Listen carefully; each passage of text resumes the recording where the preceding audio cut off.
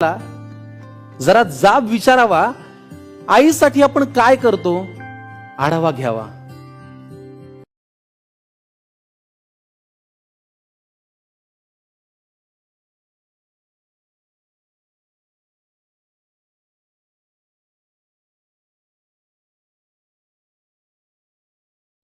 आपण पहाटे उठलोय, आई दुपारी, असं कधी घडलंय? आपण जेवायच्या आधी आईचं ताट आपण कधी वाढलंय?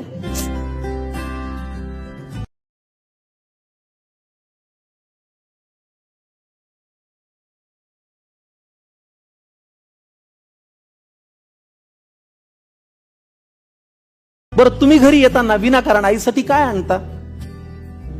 तुम्ही घरी येताना विनाकारण आईसाठी काय आणता? बरं तुम्ही सांगा, तुमच्या स्वतःच्या आईचा फेवरेट कलर कोणता?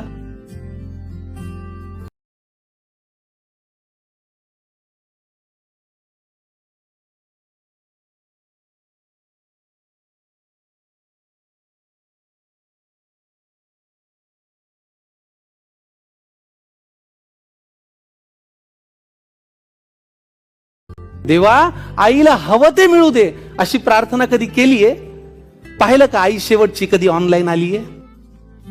तिच्या बर्थडेची पार्टी तिच्या मैत्रिणींना बोलून आपण कधी देतो?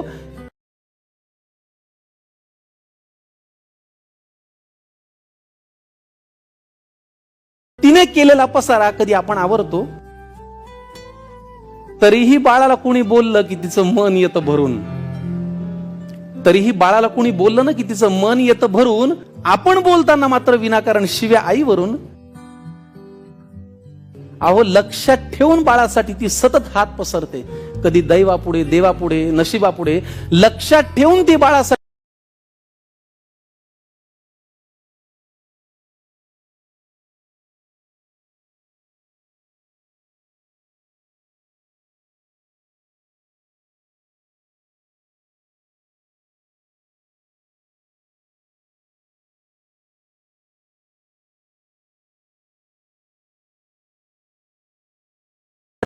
सतत हात पसरते, फक्त स्वतःची मात्र दुपारची बीपीची गोळी विसरते.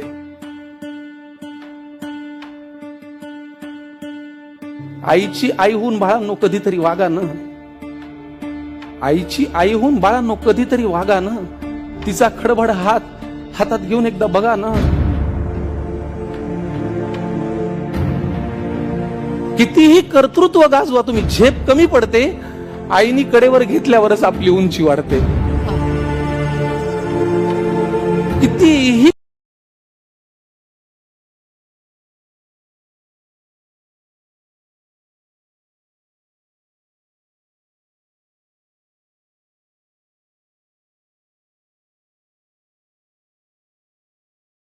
कर्तृत्व गाजवा तुम्ही, झेप कमी पडते. आईनी कडेवर घेतल्यावर आपली उंची वाढते. उगाच कशाला त्या अध्यात्म आणि श्रद्धेच्या गप्पा हाणता?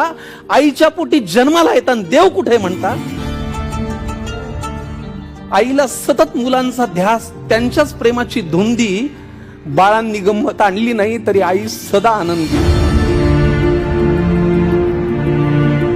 आईला सतत मुलांचा ध्यास, त्यांच्याच प्रेमाची धुंदी. बाळांनी कधी गंमत आणली नाही तरी आई सदा आनंदी. नको कुणाशी स्पर्धा देवा, नको कुणाचा हेवा. जग जिंकायचं ना मित्रांनो, तर आईच्या पायावर डोकं ठेवा.